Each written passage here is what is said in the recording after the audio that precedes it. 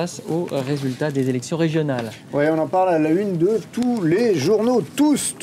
Et regardez, je vais vous faire un tour rapide des unes, que vous ayez un peu le panorama. Regardez cette une de Libération, osée toute rose, le jour de gauche, le grand chelem raté de peu. Et voilà, c'est ici, regardez ce petit rose qui est déchiré, c'est l'Alsace qui remplit. Îlot bleu. Un petit îlot bleu, voilà la une de Libération. Très belle, la une de l'Humanité, très dure, régionale, le rejet avec cet impact de vitre, cette vitre brisée devant Nicolas Sarkozy. Ça pourrait être un impact de balle, c'est en tout cas la trace d'un choc, peut-être un pare-brise, comme s'il s'était pris un arbre. C'est le rejet. Les journaux de droite, notamment le Figaro bien sûr, sont plus axés sur Nicolas Sarkozy qui va réagir. Sarkozy décide de réagir. Voilà la une du Figaro, un titre similaire à la une de François Arnaud.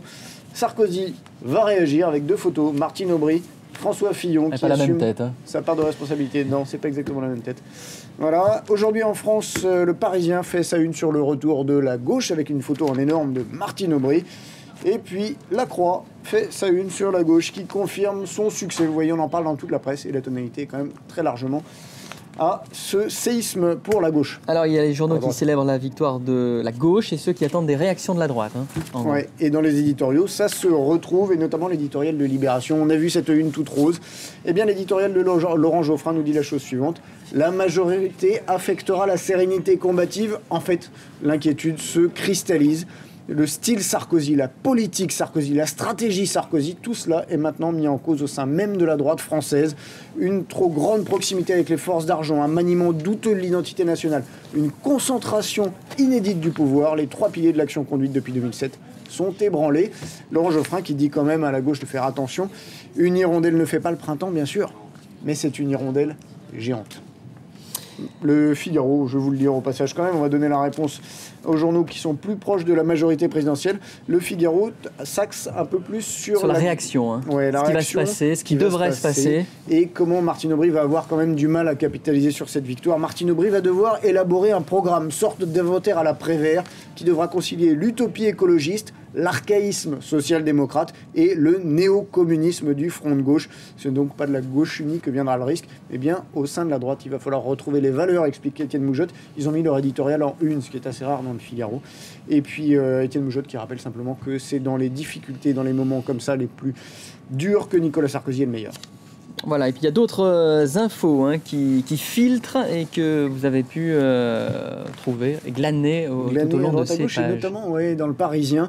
Il y a un sondage dans le Parisien qui nous dit pourquoi les Français n'ont pas voté pour la droite, et notamment parce que Sarkozy doit faire plus président. Diriez-vous que Nicolas Sarkozy doit adopter un style plus présidentiel? Oui, 54% veulent un changement de style. Autre petit sondage, quel candidat souhaitez-vous pour le PS en 2012?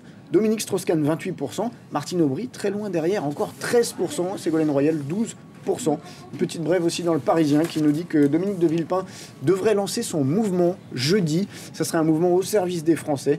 Ça sera une annonce qui serait faite donc jeudi dans le cadre d'une conférence de presse. Histoire de brouiller un peu plus les pistes à droite. Et de profiter de la crise au sein de la majorité présidentielle. Et puis comme on parle de région, un petit tour de la presse régionale s'impose. Ben voilà, les dernières nouvelles d'Alsace. C'est l'Alsace, vous savez, qui est la seule région qui est restée à droite.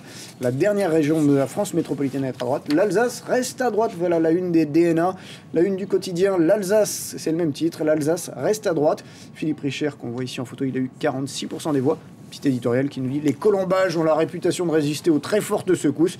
Et bien pour la droite, cela s'est vérifié hier. La maison Alsace a tenu.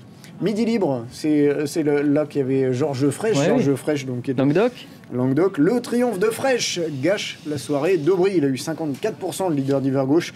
Et puis Charente Libre, on est chez Ségolène Royal. La gauche triomphe. La gauche confirme, Royal triomphe. Elle a eu presque 61%. Hein. Ouais, 61%. C'est le plus gros score à gauche. On termine avec quelques caricatures pour la bonne bouche. Oui, alors je vous montre le Parisien, ce dessin de Rançon dans le Parisien. Et voilà, avec Nicolas Sarkozy et François Fillon qui discutent. Et à part Georges Frêche, qu'est-ce que je peux faire rentrer au gouvernement? Georges Frêche qui pourrait être le ministre d'ouverture si c'est bien sûr une plaisanterie. L'Humanité qui nous fait un dessin de Charb qui nous dit un scrutin régional qui a des conséquences régionales, et François Fillon qui lui demande « Ah, vous comptez quitter la région parisienne, Nicolas Sarkozy ?» Voilà, et puis on termine avec ce dessin de Willem dans le Parisien.